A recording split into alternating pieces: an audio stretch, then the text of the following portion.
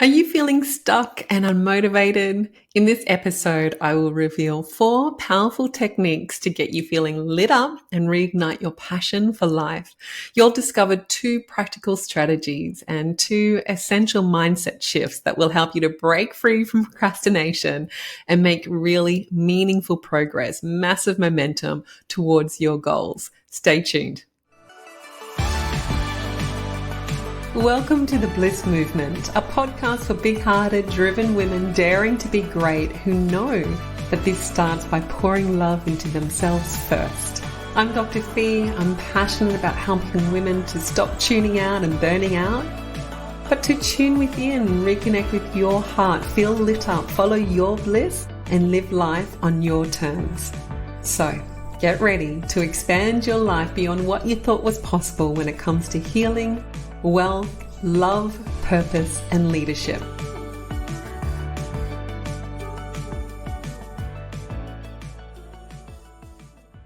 If you are living your life by someone else's playbook, that is, you're stuck in doing all the things you should be and you're way out of alignment with what your heart truly desires, what feels real and true to you, procrastination is a signal. It's a sign. It's feedback for you to realign with your bigger soul aligned mission. And if that's the case, we need to talk and get in touch. But even when you're on track, following your bliss, you're certainly not immune to getting in your own way. And I have a community of big-hearted, ambitious women who are high achievers. And, despite being smart and driven, knowing exactly what is needed, knowing what's good for them, what I've realized is that we are not immune to getting in our own way when it comes to our health, our happiness, and success. And the reason is that it's not about knowing or having to think yourself through or utilizing willpower alone. It's actually because your emotional nature wins every time, for better or worse. And so if you're disconnected from your heart, then you're working against your emotional nature and it will win every time, for better or worse. And so that's where we can use and be aware of procrastination as it's signal, it's feedback saying, oh, there's something bigger at play here and I'm working against myself here. And so it's a symptom, just like the other stubborn sabotage patterns like perfectionism, people pleasing, numbing out, escapism, drinking too much, all these, things, these times where we get so frustrated with ourselves. It's really important to understand this is all symptoms of a deeper underlying process, a core issue that relates to our emotional nature and how we better or best meet our emotional needs. And so there's a gift in this.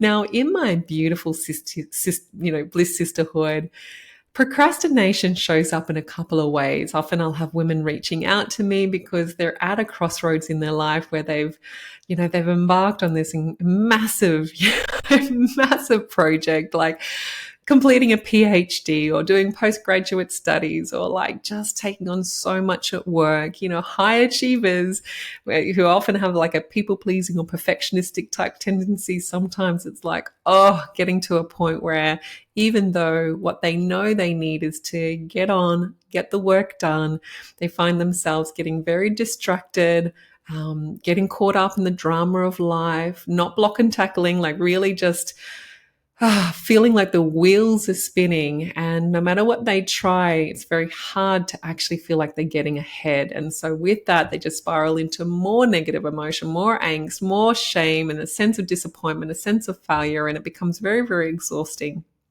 and depleting. And so it's like, hey, Dr. Fee, I really need some help here because everything that they've worked hard for is being jeopardized.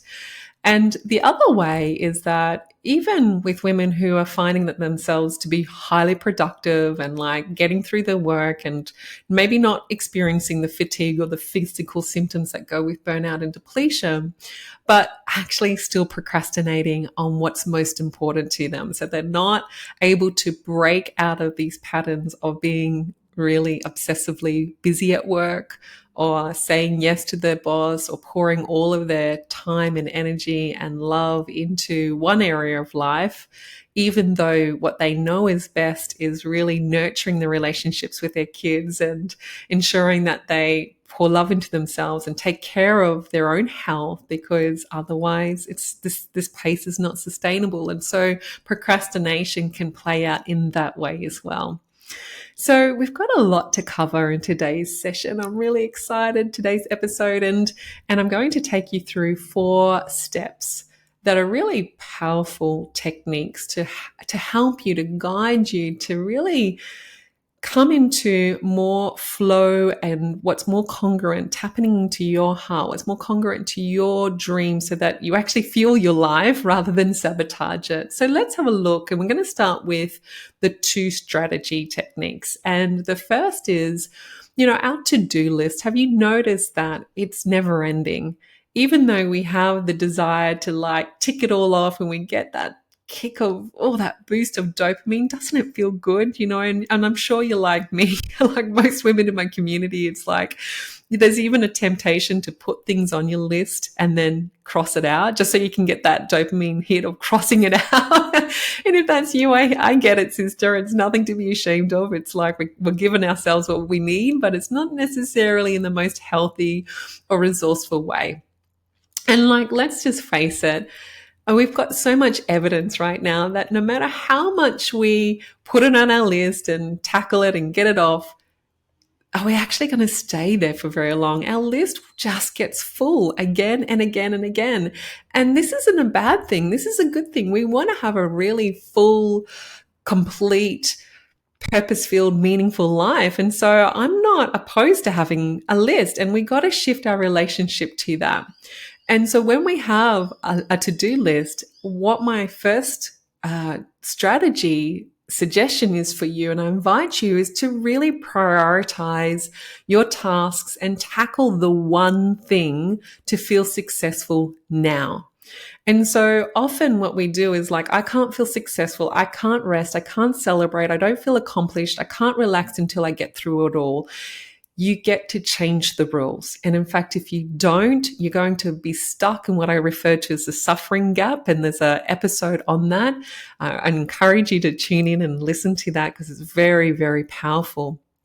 And instead, set yourself up to succeed and really be intentional. If you look at your list, what's the one thing that I get to tick off and really, really celebrate and give myself permission to feel successful now, knowing that if I stay in this constant loop of every day, I can only feel happy or restful when I get through my entire to-do list, it's just, oh my gosh, it is a very, very scary place and a dangerous path to be on. So when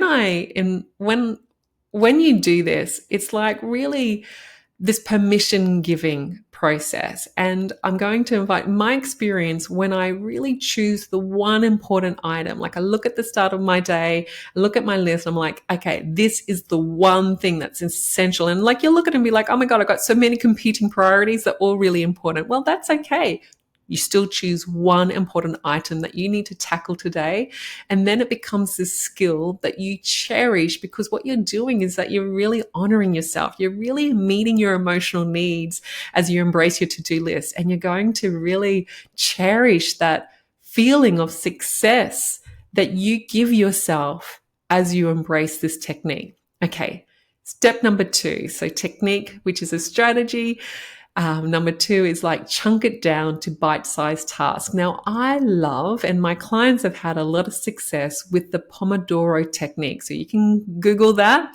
This is a time management method. It's based on breaking up your periods of focus. So breaking it up to 25-minute stretches of focused work. And then you ensure that you have 5-minute breaks, which are there to rest and switch off, have a dance, go to the toilet, give your cat a cuddle, whatever it is. I work from home, so I get to do all of that. And that way, what you're doing is that you're really supporting yourself to be more productive.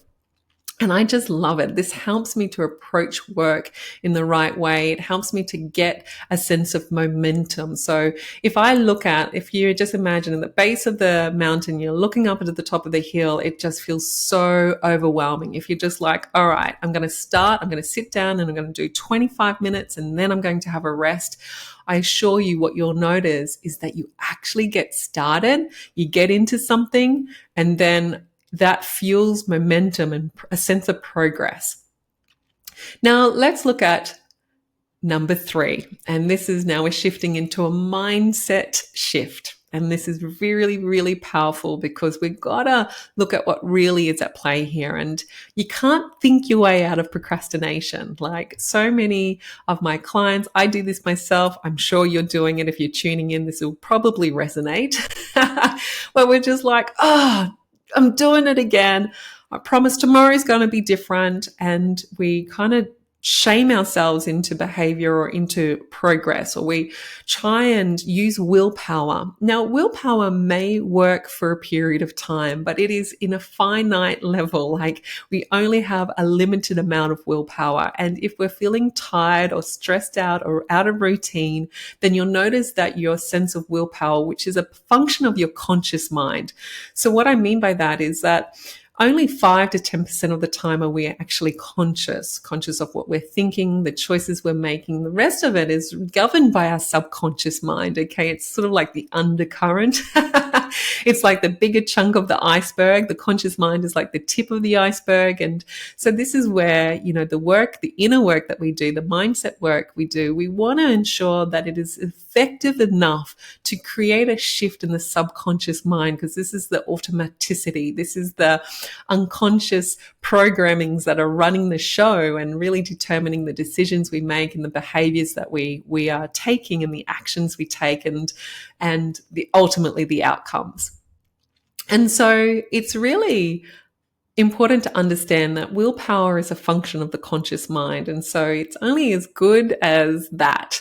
Whereas, when we start to really shift our focus to working with our emotional nature, which is really what is a core foundational piece of our burnout to bliss process, which I'm so proud of. And it's so effective because we got to go beyond the mind. We got to really tap into the subconscious mind and this emotional part of us and get tapped into our heart, because that is what really fuels us and fuels change. And this is how we transform our lives from the inside out. And so when we recognize that, okay, willpower is only finite. It goes out the window as soon as I'm tired or stressed or out of routine. Like, hello, that's why we sit on the couch rather than going to the gym. It's why you might buy lots of recipe books, but you don't actually get around to cooking anything healthy. It might be why you update your resume and you have all the best intentions. You've upgraded your skills, but you never quite actually ask your boss for a promotion, or you find a job that is a better fit, that next leap. And so it's really important then to look at the mindset shift, which is like, I call it mindset, but this is really more about felt sense work. Okay. So we use our conscious mind to actually create a shift in how we feel. And so the first, which is number 3, so it's the first of the mindset shift, but the third technique that I'm sharing with you is celebrate every small thing. Now, on one level, I'm sure you're just like, oh yeah, right, got it, tick. And that's okay. But celebrating every small thing is really, really powerful, and it's more tricky than it sounds. We are so wired and conditioned to wait until we have done it all, accomplished a particular outcome or success, or have that complete to-do list ticked off before we can really celebrate. But actually, that lack of celebration is fueling the underlying angst and heaviness and negative emotions that is actually contributing to the procrastination. Remember, procrastination is a symptom of something deeper at play. And what is deeper at play is the lack of meeting your own emotional needs, of which one is significance. significance. Significance is a really key player, a sense of worthiness, a sense of validation, a sense of self-approval, sense of significance. I am good, I'm great, I'm a good person, look at me. And so when we are so wired to just celebrate when we get there or it's completed or everything's done, which is really hard when you've got a massive project or you've got lots and lots of things, you're spinning many plates in the air. And so we're coming back to just like everything that I'm celebrating. And I've had my clients and I've coached my clients who have just put off taking that leap or setting up their business because of fear and then shame and disappointment and frustration and angst. And remember, I've spoken in previous podcast episodes about compound emotions, where you just create a hot mess, a big mess of brown. Like when you mix too many colors together and it just creates this, you're regretful because you just put too many colors in and now you've got brown.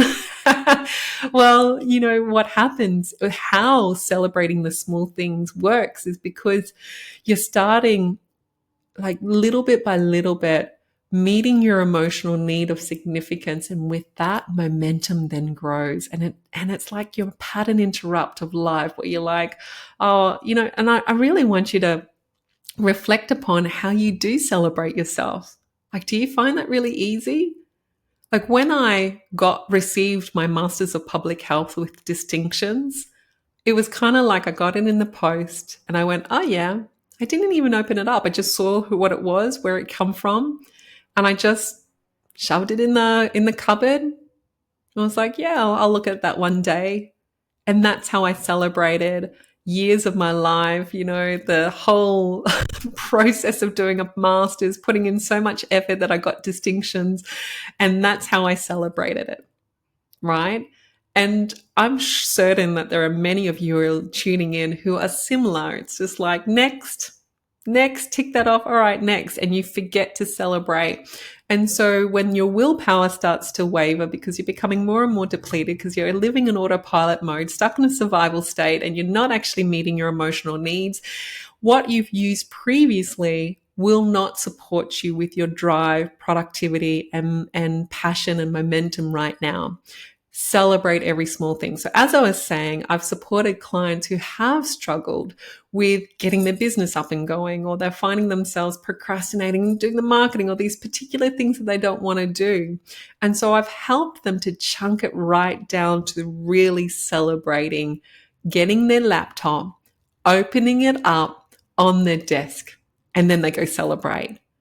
And of course, this is not needed in all situations, but sometimes for the clients that I work with, it's like, we got to start at we got to just meet you wherever you're at. Okay. And then with that sense of celebration, it's like, oh, a spark is ignited within. Have you ever noticed when you give a child praise, like you say, oh my God, you're doing so well, what do? Like they smile and you can see they stand taller and they're like, want to do it even more. They want to show you what else they're capable of. We respond to praise. And so you might be like, we might have this sense of aversion to even acknowledging that we have a need for significance, but we do. It's normal and natural. It's a non-negotiable need.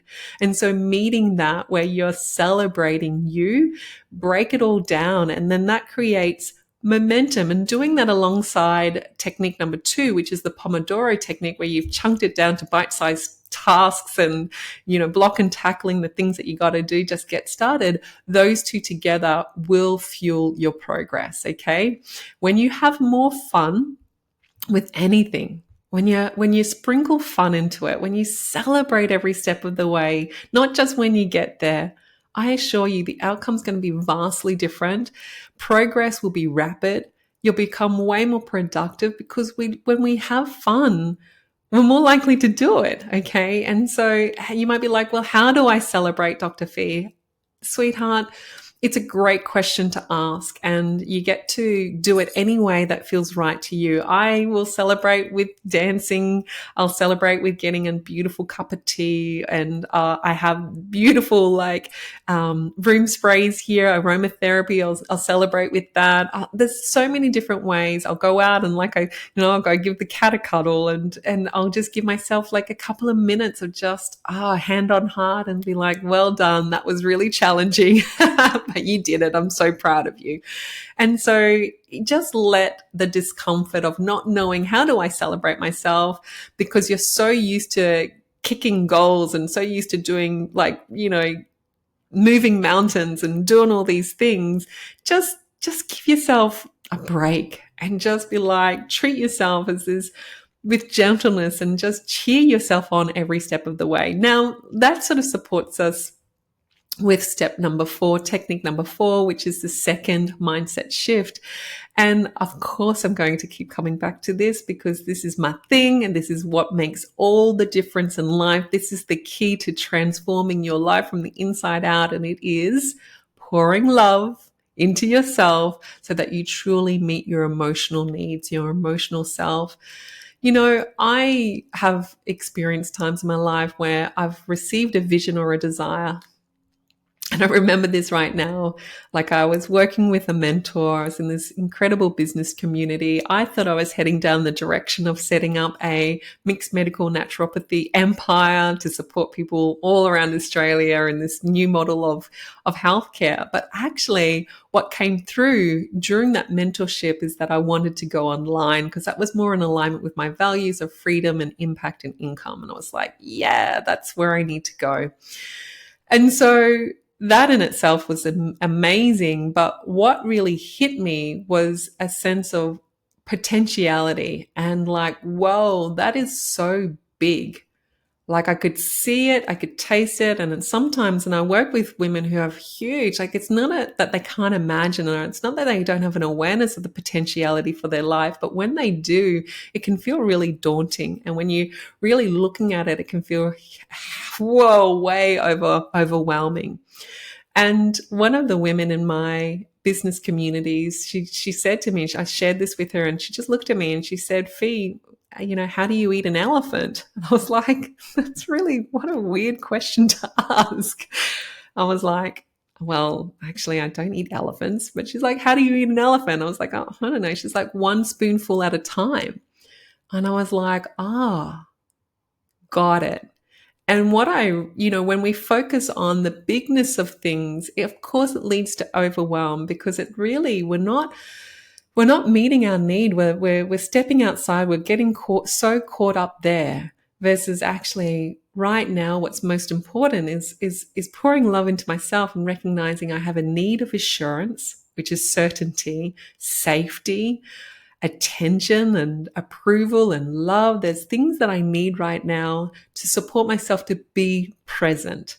Being present is one of the greatest gifts, the greatest strengths, the greatest things that you can give you, especially if you have a desire to do big things, have rich and rewarding, intimate, deeply connected relationships. If you want to really healing, love, career, wealth of all forms is supported when we learn how to be present and cultivate presence in our lives. Because when we're truly, truly present, we can hear, we can discern, we can feel, we can really understand what's required, what's being said, what hasn't been said. And there's so much in being present that supports us from a solution perspective, from, an enjoyment, like getting the most out of life and really embracing the beauty of this experience, but also how we can really ensure that we then take the next best step. Because, in my experience of helping really incredible women who are often on the vanguard of change in the industries, or they've got great ideas and projects, or they just know what they want for themselves and their family,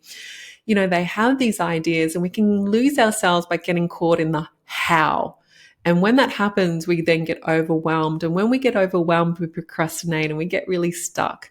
And instead, it's like, come back to the heart, tap in, and pouring love into yourself first is a way of saying, like, pull your mind out of the overwhelm and get tapped back into your heart by giving yourself what it is that you need, which is the reassurance, a sense of security and safety, a sense of trust and acceptance and validation and love and all this important stuff. This is not woo. These are our non-negotiable needs. Like, these are not whimsical. It's not like an optional extra. These are essential for our well-being, our success, and really tapping into the potentiality for our life, because it supports us to be here in a space of relief and openness and groundedness and centeredness. And from there, we become unstoppable, right? And so it helps us because when we focus on shifting focus from the how to let me focus on the next step, the next best step, the next best step will then reveal the next best step. Then what is happening is that we are aligning with the will of infinite intelligence or the quantum field. We're aligning to that part of us, the bigger part of us, or our soul aligned life. And that is where life gets really, really exciting. And, you can find yourself being a transformation coach after starting out as a conventional medical doctor, because you just keep aligning more and more. Each step aligns you more and more to something bigger and greater that you couldn't even have imagined years ago, that you'd be here running retreats to India and around Australia and supporting women to live their bliss. I mean, it's just unfathomable. Like if I'd gone back 5 years, 10 years ago, I'd just be like, wow, sounds good, but how? And in that disconnecting from the heart, which is a felt sense, being curious, being tapped into this and just trust. And the way that we do that is by meeting our emotional needs. It's so critical. It's why I focus on it so much in Expanding Bliss, which is where you have access to the Burnout to Bliss process, because it's what supports success and connection and everything that we want. And so, yes, it's so important to recognize that we get to truly give this to ourselves. It's a choice. And I really hope that these 4 techniques, of which 2 are strategy and 2 are mindset, but they all are interwoven together, because unless we really meet ourselves and give ourselves what it is that we need, it's really hard to let go of the entire to-do list, to be comfortable. We can have on one level, you know what? If I can just stop focusing on getting through my entire to-do list and be more present, I know I'll be healthier, happier, and more successful, right? Because that way we're not living this unsustainable, sprinting, hard work and effort life. But in order to really allow ourselves to shift how we approach life, we gotta meet ourselves in the heart, give ourselves what we emotionally need. You can make a decision logically, but until you make it emotionally, you won't be sustainable or consistent or actually be able to transform your behavior, because we've got to go that deep, because your emotional nature wins for better or worse. And so if you haven't made the decision emotionally, you might be good at not doing those things and leaving your list alone and just celebrating the one thing and feeling a sense of success and getting unstuck for a day. But then the next day, you've just reverted back to your old patterns of procrastination. And so I really hope that that's helped. And I love connecting with you guys. So make sure, I love receiving your love and your gratitude and any feedback and insight. So be sure to reach out. You can email us. I invite you to apply to work with us in Expanding Bliss. This is where you do get access to the Burnout to Bliss process. And the more you tune into this podcast, I'm here to really inspire you to think and feel and do and be different in life, because that's the greatest gift of burnout. Burnout, when I first came, at the start of my burnout recovery, I came across Ram Dass's quote, and you'll hear me say this again and again, and it's because it's so significant. It's something I cherish, and it's like, everything in your life is there for your transformation. Use it. And if you're experiencing burnout, or you're on the brink of it, or you're just tired of feeling overwhelmed, it is the opportunity for you to really get to know yourself more, reconnect with your heart, and go on this incredible journey of discovery, because the return on investment of that is exceptional. All right. This is how you have massive leaps in your love, in your health, and in your success and wealth of all forms. Hope that helps. And I send you a lot of love. Have a great day. It has been so beautiful spending this time with you. If you found today's episode inspiring or helpful, please subscribe, give us a good review, and share the love. I invite you to be a part of the Bliss movement. Join our Bliss Sisterhood or apply to join my Expanding Bliss program. The links are in my bio, and I cannot wait to be doing life with you soon. Stay tuned for the next episode where I'll be sharing more training, stories, strategies, and solutions to guide you towards your bliss.